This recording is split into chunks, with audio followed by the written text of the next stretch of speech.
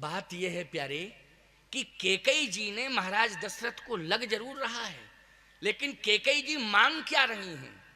मांग यही रही हैं कि सुनहूं प्राण प्रिय अरे भावत जी का ओ देहु एक बर भर तह टीका दूसर बर मांगहूं कर जोरी। अच्छा बोलो, मांग रही हैं तो किन शब्दों में मांग रही हैं? रामायण की चौपाइयां पढ़ो, ये इनमें शब्द किसी गलत शब्द का प्रयोग हो रहा है? हमारी समझ में तो नहीं हो रहा है। कहां हो रहा है? हाथ जोड़ रही हैं, सुनहु प्राण प्रिय भावत जी का। कितना बढ़िया संबोधन। अच्छा, ये कौशल्या जी बोल रही कि कैकेयी? कैकेयी बोल रही है। सुनहु प्राण प्रिय अरे भावत जी का और देहु एक बर भर तहि टीका दूसर बर मांगहूं कर जोरी। हाथ जोड़ के पूर्वहु नाथ मनोरथ मोरी। हे नाथ, मेरे मन के मनोरथ को आप पूरा करिए। ये तो मांगने की भाषा तो हमें अच्छी लग रही, क्यों लग रही नहीं? हे नाथ, मेरे मन के मनोरथ को आप पूरा करिए। अच्छा, क्या है तेरे मन का मनोरथ? तापस वेश विशेष उदासी और 14 बरस राम बन वासी। राम 14 साल के लिए वन चले जाएं। मैं एक बात पूछ रहा हूं और आप समझ जाएंगे और कुछ लोग तो समझ ही जाएंगे। भाई 14 बरस राम वनवासी, 14 साल के लिए राम वन चले जाएं, 14 साल के लिए, 10 साल के लिए क्यों नहीं, 11 साल के लिए क्यों नहीं, 14 साल के लिए क्यों, 21 साल के लिए क्यों नहीं, 14 साल के लिए? विद्वानों का मत है कि रावण की आयु ही शेष आयु मात्र 14 वर्ष की रह गई थी। ये विद्वानों का मत है। देखो भाई, विद्वानों ने मत निकाला होगा, ऐसा थोड़ी। नाना पुराण निगमागम सम्मतम, नाना पुराणों से रामचरितमानस की रचना हुई है। बोलो किससे हुई है? नाना पुराणों के माध्यम से। तो ये पौराणिक प्रमाण है कि रावण की 14 वर्ष की आयु शेष रह गई थी।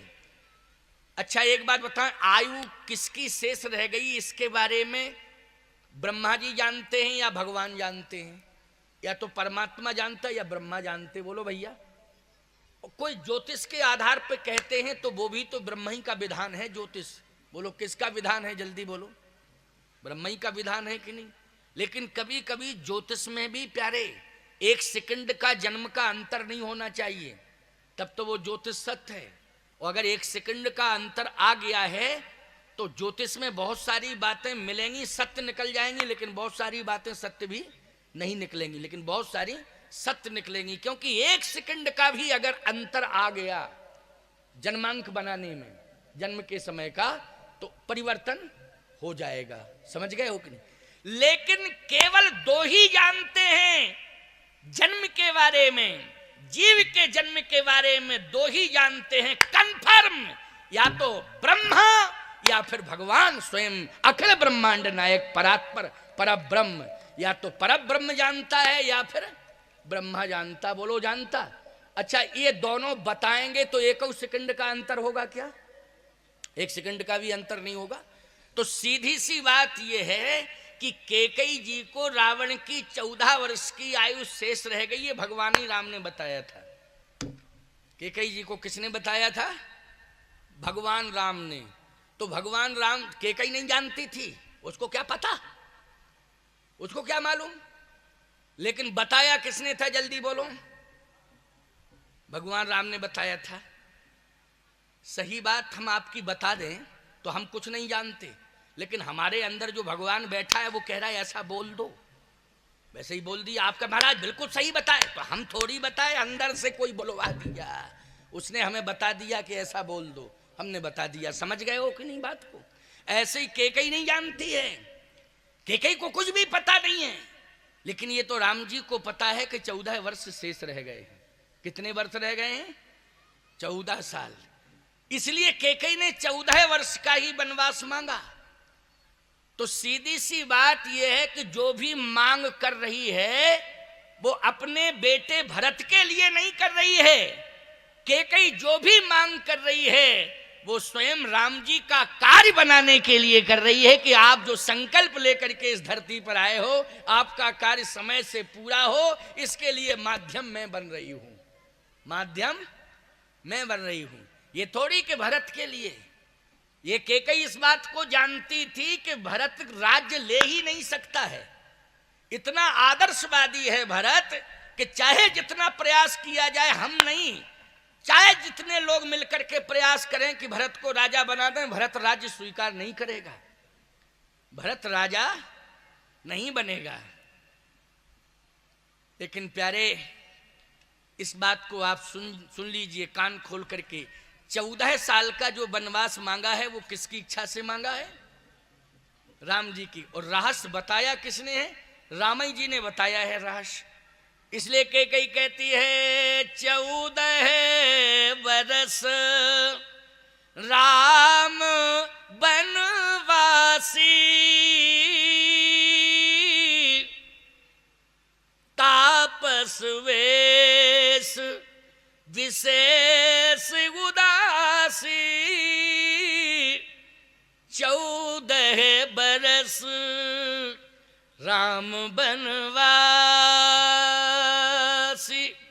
14 वर्ष राम बनवासी, 14 साल के लिए राम बन चले जाएं। लेकिन भरत के लिए राज्य क्यों मांगा? इसलिए कि टीका का अर्थ जानते हो? सुनो प्राण प्रिय भावत जी का देहो, सुनो प्राण प्रिय भावत जी का, और देव एक बार भरता है टीका, देव एक बार भरता है टीका। टीका सावधान, टीका मानी तिलक होता है कि आपने माथे में टीका लगा दिया, ये तिलक होता है। टीका मानी तिलक। भरत जी का तिलक होना चाहिए।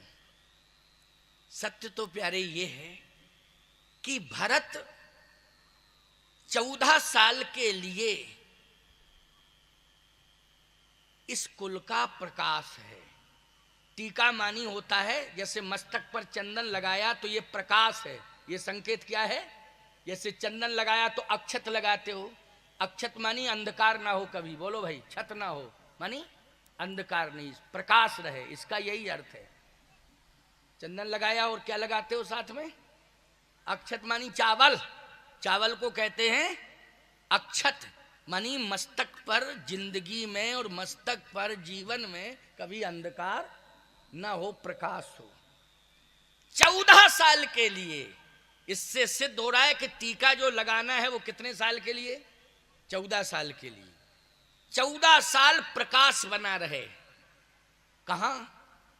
अयोध्या में। अच्छा, तो इसका मतलब है कि 14 साल राम के जीवन में अंधकार बना रहे? कहे नहीं नहीं, राम के जीवन में अंधकार रह नहीं सकता है। कैसे? क्योंकि राम स्वयं प्रकाश है, जगत प्रकाश प्रकाशक रामू। और दूसरी बात यह कि राम तहां राम रघुवंश मणि, राम तो स्वयं मणि है, मणि। और बोलो, मणि के द्वारा प्रकाश ही तो मिलता है। मणि की प्रधानता प्रकाश की होती कि नहीं होती? बोलो, मणि का मतलब है प्रकाश। तो प्रकाश तो राम भी है क्योंकि मणि है, मणि। तो प्रकाश तो राम के द्वारा होगा ना, रघुकुल की मणि है इसलिए प्रकाश तो राम के द्वारा होगा। कह नहीं नहीं, राम के द्वारा प्रकाश तो होगा, लेकिन राम के द्वारा प्रकाश होगा, लेकिन केवल अयोध्या में। मणि को अगर केवल अयोध्या में रखा जाएगा तो अयोध्या में प्रकाश होगा। और ये मणि अयोध्या से बाहर जहां जहां जहां जहां जाएगी वहां पर प्रकाश होगा। क्यों होगा कि नहीं होगा। दूसरी बात यह है कि मणि के प्रकाश को कोई माई का लाल किसी भी मौसम में नष्ट नहीं कर सकता। जैसे मान लीजिए आंधी आवे, तो आंधी आएगा तो मणि का प्रकाश क्या आंधी समाप्त कर सकती है? मूसलाधार पानी बरसे तो पानी बरसता रहे पानी, लेकिन मणि का प्रकाश बुझ सकता है क्या? बोलो, नहीं बुझ सकता है। मूसलाधार वर्षा भी मणि के प्रकाश को नष्ट नहीं कर सकती है। याद रखना, तेज आंधियां भी मणि के प्रकाश को बुझा नहीं सकती हैं, नष्ट नहीं कर सकती हैं। मणि का प्रकाश शाश्वत है। बोलो, है शाश्वत कि नहीं? तो फिर ये भरत भी प्रकाश कहा कि महाराज भरत तो दीपक रूपी प्रकाश है। किसका प्रकाश है? दीपक रूपी प्रकाश। कैसे? कहे जानहु सदा भरत कुल दीपा,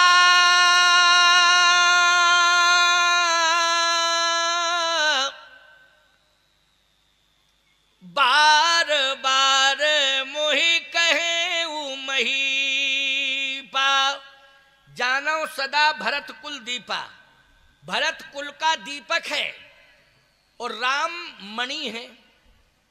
तो कैकेयी ने कहा कि मणि अगर वन में रहे तो मणि का अस्तित्व सुरक्षित, और दीपक अगर भवन में रहे तो दीपक का अस्तित्व सुरक्षित। बोलो, सुरक्षित है कि नहीं? और सही बात यह है कि दीपक का प्रकाश कुछ समय तक ही रहता है। उसकी समय अवधि है कि नहीं? जल्दी बोलो, है समय अवधि कि नहीं दीपक की? हाँ, अवधि बढ़ाते चले जाओ, उसमें बाती है, तेल है, अगर इसका उसको संभाल के रखो तो थोड़ा हवा लगी बुझ जाएगा। भले ही तेल बना रहे, बाती बनी रहे, लेकिन हवा लगी तो बुझा, संभालना पड़ेगा। लेकिन मणि के प्रकाश को संभालने की आवश्यकता नहीं है। कहे मणि के प्रकाश को संभालने की आवश्यकता नहीं है, लेकिन मणि चोरी तो जा सकती है। तो कैकेयी ने कहा इसके लिए मैंने इंतजाम कर दिया है। क्या? कि अगर राम मणि है तो लक्ष्मण फणी है। जब तक फणी साथ में रहेगा मणि का अस्तित्व नहीं बिगड़ सकता है, ना कोई चोरी कर सकता है। हमेशा मणि प्रभाव में रहेगी। क्यों रहेगी कि नहीं? क्योंकि उसकी रक्षा कौन करेगा? फणी मानी सर्प। बोलो, मणि किसके पास होती है? सर्प के पास होती है कि नहीं होती है? और जब सर्प रहता है तो मणि को कोई छू सकता है? और बोलो, लक्ष्मण के रहते हुए राम को कोई छू पाया? जल्दी बोलो, बता दो जरा, छू पाया हो? कछु दूर सजबान सरासन, जागन लगे बैठ वीरासन। इसलिए मेरी प्रार्थना यह है कि ये राम रूपी मणि को आप लक्ष्मण रूपी फणी के साथ और लक्ष्मण रूपी फणी के साथ राम रूपी मणि, इन दोनों को भेज दीजिए। क्यों?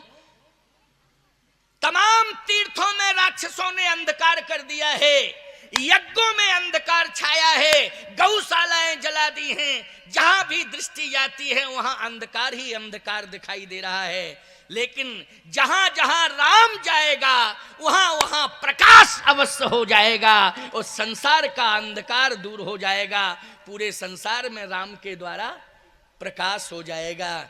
इसलिए राम को केवल अयोध्या रूपी तिजोरी में बंद करने की आवश्यकता, राम रूपी मणि को अयोध्या रूपी तिजोरी में बंद करने की आवश्यकता नहीं है। इसलिए सुनहु प्राण प्रिय भावत जी का, ओ देहु एक बर भर तहि टीका, दूसर बर मांगहु कर जोरी, पुरवहु नाथ मनोरथ मोरी, तापस वेश विशेष उदासी, 14 बरस राम बनवासी। और 14 साल ही रावण की शेष आयु है, इसलिए 14 साल के अवधि में ही राम जी अयोध्या में आ जाएं, इससे आगे वन में ना रहें। क्योंकि रावण मरा, काम पूरा हुआ, फिर रहने की क्या जरूरत। तो सीधी सी बात यह है कि कैकेयी की भाषा कोई इस प्रकार की भाषा नहीं है जैसा लोग अर्थ करने लगते हैं। लेकिन एक जगह लिखा है भुवंग भामिनी सर्पणी। देखो एक बात बताएं, जब महाराज दशरथ ने मना कर दिया तो कैकेयी ने कहा झूठा ही लेना, झूठा ही देना, झूठा ही भोजन, झूठ चबेना। महाराज आपकी आदत ऐसी है, और थोड़ा सा तेज हो करके बोल पड़ी वो। तो ये तो पति पत्नी का मैटर है भैया कि हाँ इसमें ये। अच्छा एक बात बताओ, उसको फुटपाथ पे लाने की तुम लोगों को क्या जरूरत है? पति पत्नी कमरे में आपस में बात कर रहे हैं, पति तेज बोल गया, पत्नी तेज बोल गई, आपस में कोई चर्चा हो रही है, तो वो एक प्राइवेट चर्चा उनकी है, वो पति पत्नी का मैटर है। उसको फ्रंट पर लाने की क्या जरूरत है? उसको फुटपाथ पर लाने की क्या जरूरत है? अच्छा यदि कोई बात को भवन की अंदर की हो रही है तो वर्णन करने वाले को उन बिंदुओं को जरा कहने की कोई जरूरत? वो को भवन की बात है। अब ये बात अलग है कि को भवन की बात रामायण में आ गई है तो तुम उसको कह रहे हो, उसका वर्णन कर रहे हो। लेकिन सत्य तो ये है प्यारे कि हमें कैकेयी का नकारात्मक पक्ष नहीं लेना चाहिए। उसकी जो नकारात्मक सोच है उस बारे में हमें विस्तार पूर्वक नहीं बताना चाहिए। हमें सकारात्मक पक्ष रखने की आवश्यकता है। कैकेयी ने आज सिंधौरी कला में कथा हो रही है, अगर राम जी बन ना गए होते और तुम्हारे छत्तीसगढ़ को क्रॉस ना किए होते तो ईमानदारी से बताओ ये सबरी नारायण तीर्थ होता क्या? राम जी के चरण जहां जहां पड़े हैं, बोलो ईमानदारी से वहां तीर्थ बन गए तो तुम सबको ये सौभाग्य मिलता क्या? नहीं मिलता। ये सारा सौभाग्य जो। अच्छा और एक बात और बताएं, वो कथा भी होती तो केवल राम विवाह तक होती, जन्म से लेकर के कहां तक कथा होती? सिय रघुवीर विवाह जे सप्रेम गावहि सुनहि, तिन कहं सदा उछाए मंगलाय तन राम जय, सियावर रामचंद्र की जय। बस कहे क्या हो गया? बोले रामायण पूरी हो गई। रामायण केवल बाल कांड में पूरी हो जाती। लेकिन सही बात आपको बता रहे हैं, ये 7 कांड जो हुए हैं, 7 कांड याद रखना, ये प्रत्येक मानव के जीवन के 7 अंग हैं।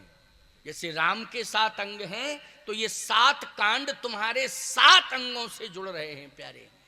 एक एक अंग इन कांडों के आधार पर आप संचालित करें, एक एक अंग का स्वरूप प्रकट करें। तो सीधी सी बात मेरी ये है कि रामचरितमानस में जो मातृ पितृ भक्ति भगवान राम की है, उस मातृ पितृ भक्ति में भगवान राम ने कौशल्या माँ को जितना संतुष्ट किया है, कैकेयी माँ को भी उतना ही संतुष्ट किया है, सुमित्रा माँ को भी उतना ही संतुष्ट किया है, और अपने पिता श्री महाराज दशरथ को भी उतना ही संतुष्ट किया है। अब दशरथ जी महाराज की स्वीकृति कैसे मानी जाए? तो रामायण की ये चौपाई है, प्रमाण के लिए स्वीकृति है। ये क्या है? कौन सी चौपाई है? अब हम चौपाई को निकाल रहे हैं अयोध्या कांड में ही, और ठीक उसी समय जब राम जी बन जा रहे हैं तभी हम चौपाई निकाल रहे हैं, और खोज की गई है। इस खोज की चौपाई को जरा तुम सुन लो। दशरथ जी महाराज राम जी से कह रहे हैं, राम तुम प्राण हो, अगर तुम चले गए तो मेरे प्राण निकल जाएंगे।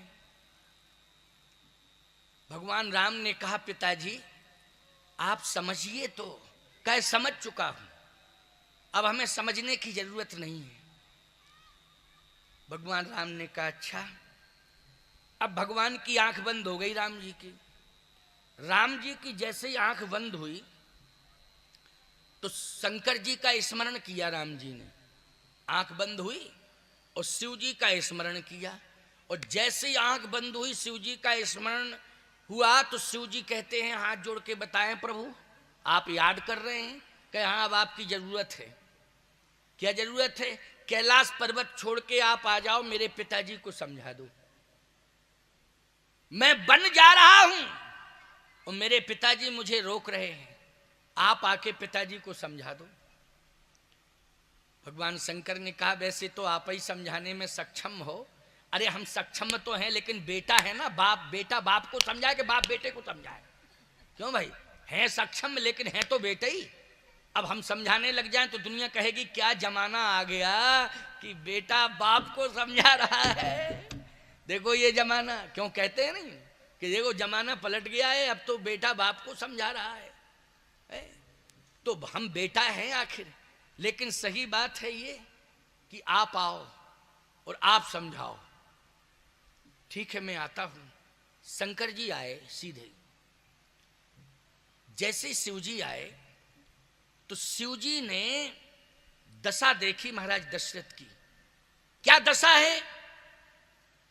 अर्धमूर्छित हैं, आंखों से आंसू गिर रहे हैं, शरीर कांप रहा है, अर्धमूर्छित हैं, थोड़ा थोड़ा होश है। भगवान शंकर जैसे ही आते हैं तो शिव जी ने स्पर्श किया दशरथ जी का, तो चैतन्यता आई, और जैसे ही चैतन्यता आई तो नेत्र खुल गए। नेत्र खुले, देखा कि मेरे सामने तो शशांक शेखर भूत भावन भगवान शंकर खड़े हुए हैं। आहा, दशरथ जी महाराज ने उसी समय चरण पकड़ लिए शिव जी के। दशरथ जी ने शिव जी के चरण पकड़ लिए और काश तोष तुम अब ढर दानी, आरती हरहु दीन जन जानी। आज मैं बहुत दुखी हूं, आपसे मेरी प्रार्थना है, आप आ गए, कृपा करके दर्शन दिया है, आप मेरी समस्या का समाधान कर दें। बहुत बड़ी समस्या आई है और ये समस्या प्राण ले सकती है, इसलिए आप आ गए हैं।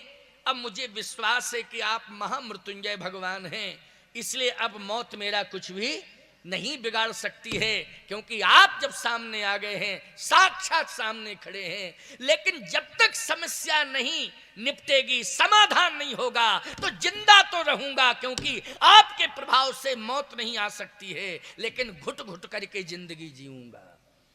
तो घुट घुट करके जिंदगी जीना अच्छी बात नहीं होती है। क्यों, कौन चाहेगा भैया कि घुट घुट करके जिंदगी जी जाए? शंकर जी ने कहा ऐसी बात क्या है?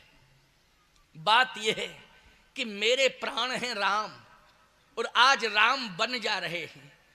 अब जब मेरे प्राण चले जाएंगे तो ये शरीर क्या करेगा, आप ही बताएं। इसलिए राम को रोको, राम बन न जाए। तुम प्रेरक सबके हृदय, सोमति राम ही देव, बचन मोर तज रही ग्रही, परिहरशील स्नेह। राम मेरी बात आज ना माने, वो बन ना जाए, अयोध्या में रह जाए, बस यही चाहता हूं और कुछ नहीं। शंकर जी ने कहा कि इसका मतलब है कि आप राम जी को वन नहीं भेजना चाहते? ना ना ना ना, बिल्कुल नहीं, अयोध्या में रहे। आंख बंद की शंकर जी ने, राम जी का ध्यान किया, तो राम जी तो हृदय में ही बैठे रहते हैं शिव जी के। का क्या चाहते हैं आप? भगवान राम ने कहा भोले बाबा 1% इच्छा नहीं है मेरी कि मैं अयोध्या में रहूं, लेकिन कलंक मेरे माथे ये लगेगा कि पिता रोकता रहा लेकिन पुत्र ने बात नहीं मानी और पुत्र चला गया, तो ये कलंक मेरे ऊपर लगेगा, कलंक से मुझे बचाओ। ऐसी मति मेरे पिता की कर दो कि मेरा पिता मुझे बन जाने के लिए आदेशित कर दे, ऐसी मति कर दो। शंकर जी बोले बहुत ही जटिल समस्या है, बहुत ही जटिल समस्या है, क्योंकि पिता कह रहा है कि बचन मोर तज रह ग्रह, परिहरशील स्नेह। आप ऐसी मति राम जी की कर दो, मेरे पुत्र की कर दो, मेरे पुत्र की ऐसी मति कर दो कि वो अयोध्या छोड़ के बन न जाए, ऐसी मति पुत्र की कर दो। पुत्र कह रहा है पिता की ऐसी मति कर दो कि पिता मुझे बन जाने के लिए आज्ञा दे दे, आदेश दे दे। बोलो धर्म संकट आ गया कि नहीं आ गया, जल्दी बोलो। अब यहां पर राम जी को अपनी पितृभक्ति की रक्षा करनी है कि पितृभक्ति, पितृभक्ति का मतलब क्या हुआ कि पिता की बात मानी जाए तभी तो पितृभक्ति है। लेकिन इसी बिंदु पर लोग टिप्पणी करने लग जाते हैं कि मर्यादा पुरुषोत्तम श्री राम ने अपने पिता की बात कहां मानी, और पिता के प्राण निकल गए और वो उनको छोड़ के चले गए वन। अगर मान लेते तो पिता के प्राण बच जाते। लेकिन सुनिए आप, दशरथ जी महाराज का यहाँ क्या स्वरूप प्रकट होता है, स्वीकृति कैसे मिलती है। यही है रामचरितमानस की गहराई। अब हम गहराई में डुबकी लगा रहे हैं और एक मोती निकाल के ला रहे हैं, भाव का मोती। क्योंकि मानस सिंधु में जब डुबकी लगाएंगे तो भाव का मोती जो है निश्चित रूप से आ जाएगा, और वो भाव का मोती तुम सबके हाथों में रहेगा। प्यारे, रहेगा कि नहीं रहेगा? और वो मोती हाथों में क्या तुम्हारे कानों तक पहुंचेगा, और वो मोती कर्णेंद्रिय के माध्यम से तुम्हारे हृदय के अंदर प्रवेश कर जाएगा। इसलिए हृदय सिंधु में वो मोती फिर प्रवेश कर जाएगा। तो सुनिए, दशरथ जी ने कहा कि ऐसी कृपा करो आप कि मेरा बेटा बन ना जाए, ऐसी मति मेरे बेटे की हो जाए। वो मान ही नहीं रहा है मेरा बेटा, वो कहता नहीं मैं तो बन जाऊंगा, ऐसी मति कर दो। भगवान राम कहते हैं बाबा तुम्हें मालूम है कि ये तुम्ही ने तो उपाय बताया था, देवताओं को महात्माओं को सब तुम्ही ने उपाय बताया था ना, कि सामूहिक रूप से प्रार्थना करो, जय जय सुरनायक जन सुखदायक प्रणदीपाल भगवंता। जब सामूहिक प्रार्थना करोगे तो भगवान प्रकट हो जाएंगे, और भगवान वचन दे देंगे और तुम्हारा स्वर्ग बच जाएगा, महात्माओं के आश्रम बच जाएंगे, यज्ञ और गौ ब्राह्मण सबकी रक्षा हो जाएगी। लेकिन प्रार्थना करो तब। तो प्रार्थना की सबने, हम प्रकट हुए और वचन भी दिया, जन नृपो मुनि शुद्ध सुरेशा तुम्हें लाग धरी हो नर बेशा। असुर मार थापे सुरन, असुरों को मारूंगा, थापन सुरन राखे निज सुध सेतु, जग विस्तार है विशद जस राम जन्म कर हेतु। तो ये सब आपके सामने ही तो योजना बनी, और अगर हम यही अयोध्या भर में रह गए तो फिर मतलब क्या हुआ वैकुंठ छोड़ने का। शंकर जी बोले बात बहुत बड़ी है प्रभु, लेकिन अब क्या बतावें, कोशिश में लगे हैं, कोशिश कर रहे हैं। अब कोशिश कर रहे हैं, देखिए आप कौन कोशिश कर रहे हैं, भगवान शंकर। किसको समझाने की कोशिश कर रहे हैं? प्रभु राम के पिता को। भगवान शंकर ने कहा चक्रवर्ती सम्राट महाराज दशरथ, आपके सामने अगर धर्म खड़ा कर दिया जाए और धर्म के बगल में पुत्र को खड़ा कर दिया जाए, तो आपके वंश की परंपरा किसको है कि धर्म को प्राथमिकता दोगे कि पुत्र को? बोलो जल्दी। देखिए ये किसने महाराज के सामने प्रश्न खड़ा कर दिया? भगवान शंकर ने। किसके सामने? दशरथ जी के सामने प्रश्न खड़ा कर दिया कि धर्म भी खड़ा है और पुत्र भी खड़ा है धर्म के बगल में। आपकी परंपरा क्या कहती है वंश की, कि पुत्र को प्राथमिकता देना है कि धर्म को? अब मैं बताता हूं कि आपके वंश की परंपरा क्या रही। सीवी ददीच हरिश्चंद्र नरेशा उसहे धर्म हित कोटि कलेसा। महाराज शिवी, उन्होंने शरीर को महत्व नहीं दिया, धर्म को महत्व दिया। बोलो, अगर शरीर को महत्व देते तो शरीर के कई हजार टुकड़े कर दिए थे कि नहीं कर दिए थे? किसकी रक्षा के लिए किए थे? बोलो महाराज शिवी ने।